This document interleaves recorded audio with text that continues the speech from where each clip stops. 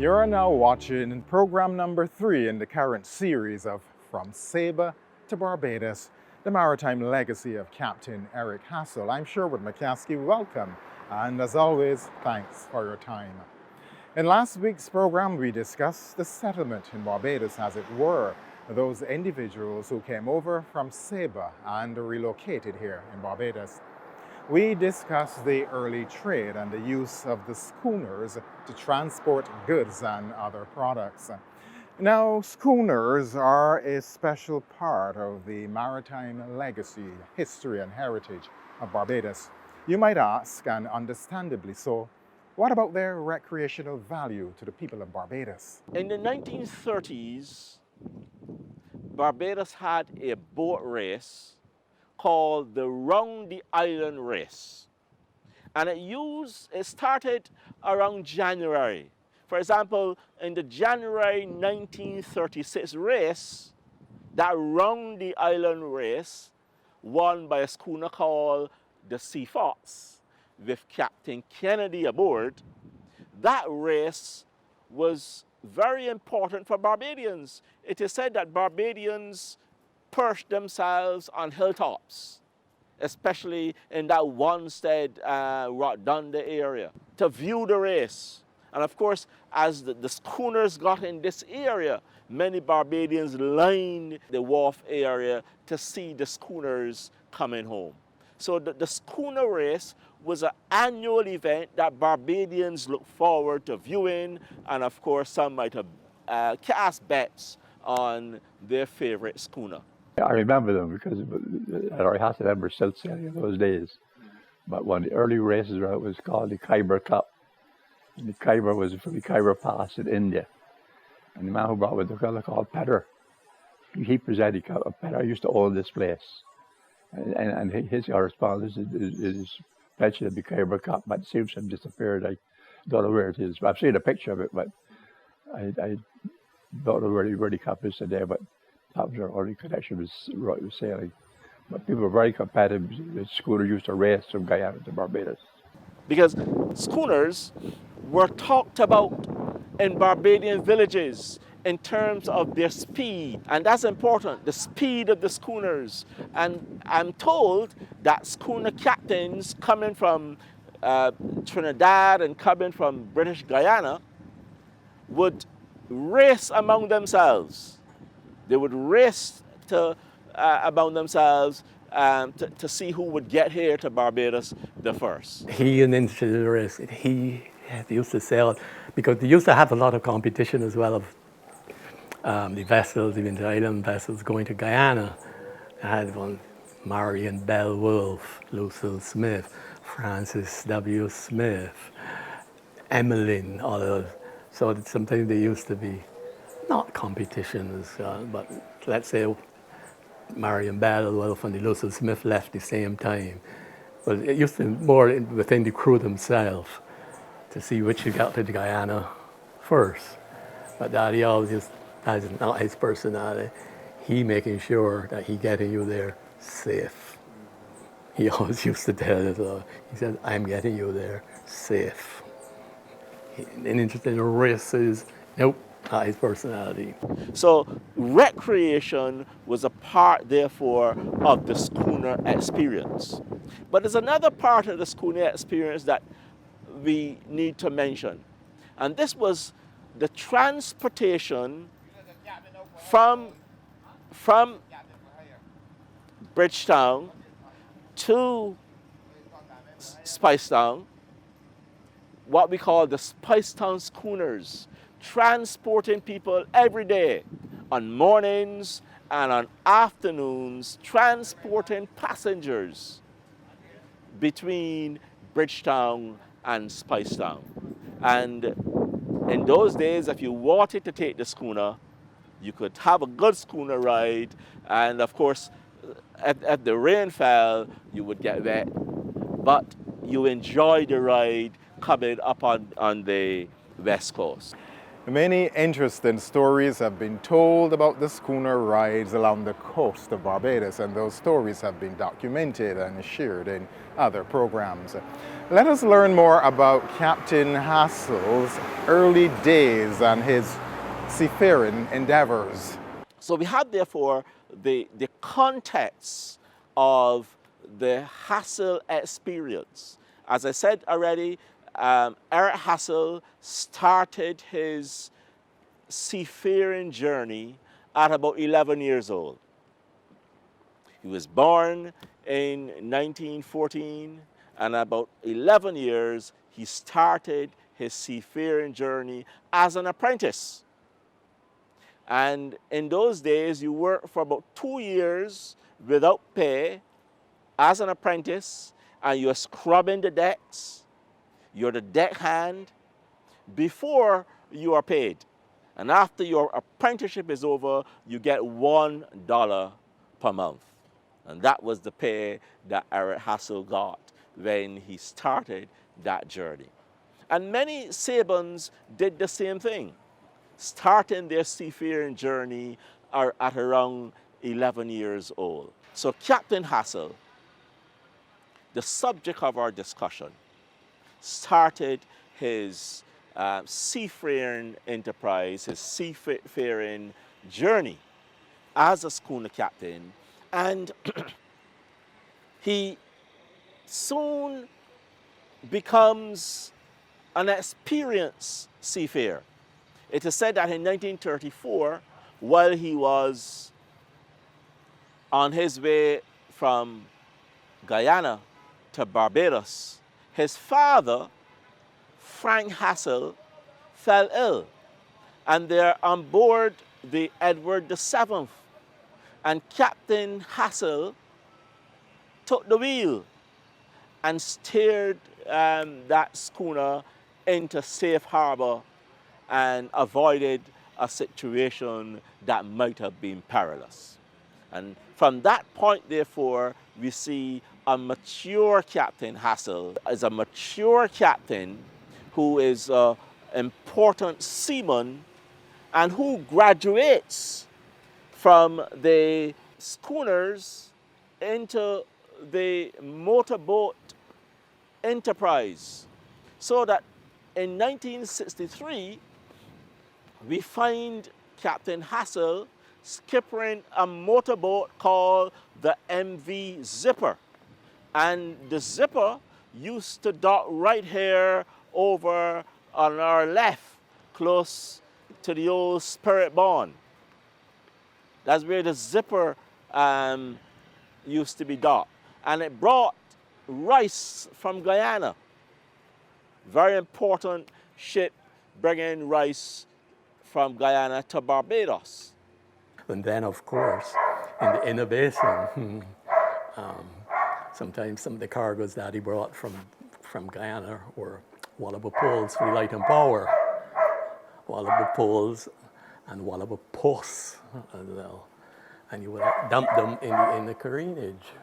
So you just dump all the poles and posts in the careenage. I leave them there. Nobody wants to steal them because you can't steal them. So interesting time. I mean, schooners, they were called inter-island schooners, or call them auxiliary motor vessels, auxiliary because they have an engine as well as sails. And they would come in the careenage, and especially in the more present times, especially from Trinidad, and they would have these products for like 30 or 40 consignees in Barbados. So you would go, as is now, you pass your customs documents. Right? But of course you have to go to careenage to get them. So when you go to collect your bag, suppose you're from Cara Hunt, right? Your 2,000 cartons of soap is to the bottom. His Brighton, whatever, is on top of yours, and his cargo is on top of it. So even though your things are cleared, you can't get at them. So we then had to call people, call Cara Hunt or Bryden or wherever, and says, yes, you know, Robert's Manufacturing want the business and whatnot, come and clear your goods. And it was such a complete different experience. And the motor vessels, even some of them, they had no auxiliary engines, you know, from here to St. Vincent, 4 and 5 days, some of them, you know. But then the captains there were like a particular breed. They all knew each other, and they shared all their stories. Jeffrey Hassell, the son of Captain Eric Hassell, reliving memories of the trade that occurred here in the Corinage area and that which his father contributed to. He continues now with memories of growing up on Robert Street with the entire family. The house that we lived on, I don't know if you've been to New Orleans, they have these big like verandas. And remember it like now, 109 Robert Street. And you know who lived right across from us? This guy that writes the article in the paper, Harry Russell. Russ lived right across the street from us. Anyway, this house lived in 109 Robert, it had, because we were 8 children, 4 boys and 4 girls, and they had doors, you know, and you'd be sitting down and you hear 4, 5, 6, 7, look outside, children coming, right? And they're pointing and they're counting the doors in the house from Aerobic Street. You know, and we lived once, even before that, alongside the Coca-Cola factory. They had a factory in Robert Street as well, near to Combermere, practically opposite the Combermere School. Did he say opposite the Combermere School on Robert Street? Yes, he did, and he is correct. For you, the younger viewers, Combermere School was situated on the site now occupied by the Transport Board on Robert Street. And we lived right next to the Coca-Cola factory. I always say that's why I used to drink so many Cokes after when I was at school at Hassell College. We would go in the Coca-Cola at night, you know, and the guys would bring in bottles right after the delivery line, cold as anything, and you drink it right in. We lived actually about 3 or 4 places in Roebuck Street. I remember 109, and I remember the Coca-Cola factory, but there are 2 other places I cannot remember. One of them was very close to the Hassell College gate, but I cannot remember that house. So we were always in Robert Street, and that was because he said, it makes sense. My office is the wharf. The boys are at Wesley Hall. You are at Queens. And you all can get to wherever with your legs. So the 4 boys walked to Wesley Hall. I rode to Queens, and he walked or rode to the wharf. Now, what about memories of recreational activities in Robert Street that are now etched in the mind of Jeffrey Hassell? All of this occurring while his father, Captain Eric Hassell, is busy in the wharf area, building his business and ensuring that goods and other products are safely brought ashore to satisfy his customers.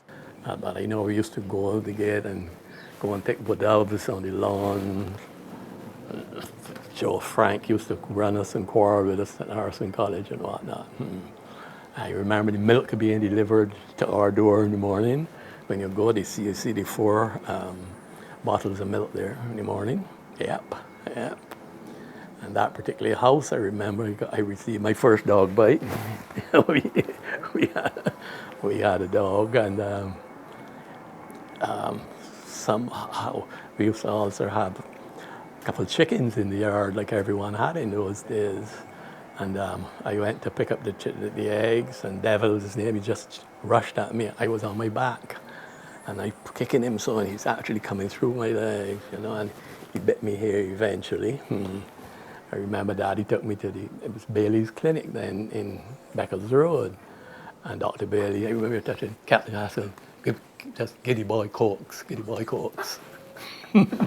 Tell Daddy to give me Cokes to drink. I mean, Well, if you have a sailing vessel, rest assured that from time to time your children might have the good fortune of traveling with you. His son, Professor Sir Trevor Hassell, does have some special memories of sailing with his father, Captain Peace. When I was a child, and I sailed with my father, and so the captains of those ships at the time, Captain Ferguson, Selby, Graham, they all had the same experience. They had the lives of many persons that they were responsible for. And so, in order to discharge their responsibilities, their serious responsibilities, it was necessary for them to be really very strong leaders. Very strong leaders. And I recall very vividly on one occasion when shortly after we had left Barbados sailing to Guyana, there was a bit of an altercation between my father and one of the crew members, in which I thought as a young boy really that my father was particularly how shall I put it, particularly strong, that I thought was necessary. His response at the time was, look, as the captain of this ship, I am the leader. I cannot allow any individual to jeopardize the safety of this ship and all the persons that travel on the ship. And you know, that to me was a very instructive lesson, because it showed me that as a leader, one had a responsibility very often to take what might appear to be difficult and maybe even unreasonable decisions. But if one was truly a leader, once one really understood what was trying to achieve, what was really the end point, what was the country, in the case of shipping, you were sailing towards, then it was important to maintain a focus and a discipline. And I have to say that has stood me in good stead as a leader in the medical profession in many aspects in which I've been involved. There you go, the importance of leadership and taking charge, and how this simple experience has influenced and placed him in good stead throughout his career in the medical profession. His daughter, Mrs. Shirley Chatterton, is convinced that she was extra special to her late father, Captain Eric Alfonso Hassell. She maintains that there was a special place reserved in Daddy's heart for her. I always used to like to feel that I was his favorite. I think so. So I got to travel with him a lot. And so when I was about 10, I was traveling with him to Guyana. That was a good and happy time, because I was there alone with him. I didn't have to share him with the 7 others. So we had nice times to talk, and he would tell me about the different instruments and so on. And I would sleep in a little, what he called a dog house, but it was a little cabin, could almost say portable, and I could barely hold in it with my knees bent up. And he always said, you're not allowed downstairs. You must sleep where I can keep an eye on you. And being a girl, and they were all sailors, so I guess. So I could see him at the wheel. I could see him taking his sights with the sextant and with the chronometer and all those things. So how long? I would go, so this would be some holidays, usually, and I would stay on the boat and eat the boat, whatever they cooked. And I remember he would take me to a place called Brown Betty and have ice cream, but basically on the boat, yeah. I think it was like 4 days or 5 days. If it was sail, of course, no engine. It was all sail. So if there was not a good wind, it could take 5 or 6 days. But if I remember correctly, it was like 4 days, back and forward.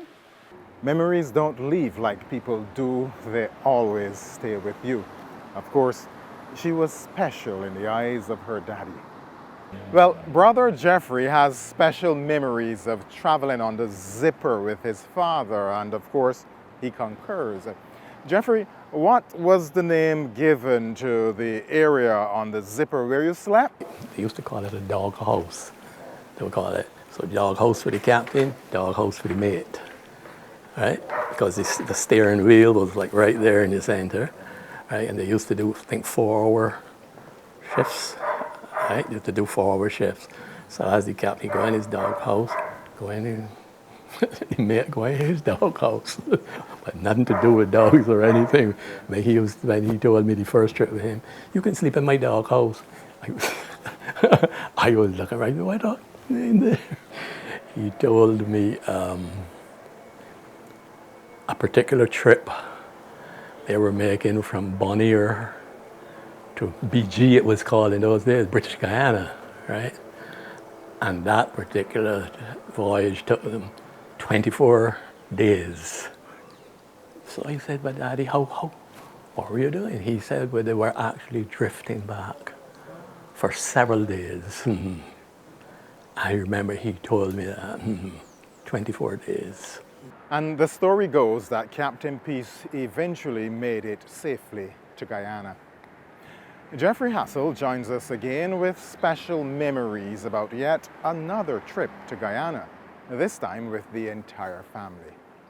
You can imagine now on a vessel, 440 feet, I suppose.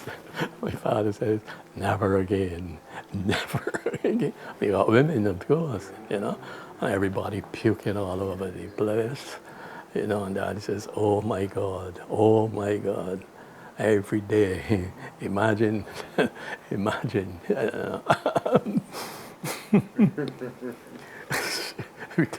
We took a guy too. He was a mental. He was a friend of ours, but he had some problems. And one night I remember sitting on the deck. We used to call him Mr. Mac. Mr. Mac come towards me, sitting down. And he'd go in his pocket and have a box of matches. I said, Jeff, this box of matches here. If I open this box at all, the whole world will go on. If I open, I said, Mr. Mac, keep it shut. Keep it shut, all right? Keep it shut. Don't open it. At the time Daddy told me he was in Guyana, there's very wide range of tidal heights when you were in Georgetown. So you could go, let us say you leave at 5 o'clock or 6 o'clock in the evening to go, and the ship is like this. And when you come back at 8 o'clock, it's down here, on mud. Daddy told me once that it was a high tide, and it was during the day, and he went out and was coming back in, and he missed a step in the water, fell in the water. He said they had some workmen on the wharf that jumped in the water, right? He had a radio, saved the radio, and left Captain Hassell. Daddy said he swore for about 10 hours. Oh, and then another thing, of course, whenever you're making those trips, you have a line trolling, at the back of the thing. We catch dolphins and things. And the cook, he would come down right there on the spot, cut it open, cut off the head, do everything. And next morning, for sure, you get in fish and rice. I said, that is, you can't be fresher than that. But no, but those days I remember vividly, and still say the best days of our life. It's like a whole different, it's a whole different, if things are going good once the weather's not bad, and I remember once we were going into Guyana, there's an area in Georgetown where they have a wall, the Guyanese call it a seawall. You see wall, right?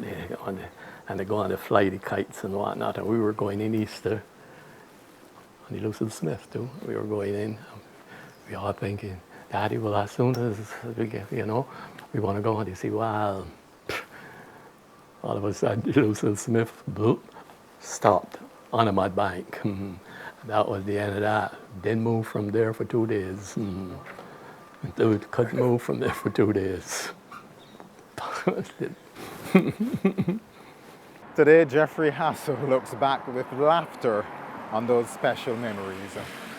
His sister, Mrs. Shirley Chatterton, takes us back to Barbados and regales us with yet more special memories of her time with her beloved father, Captain Eric Hassell.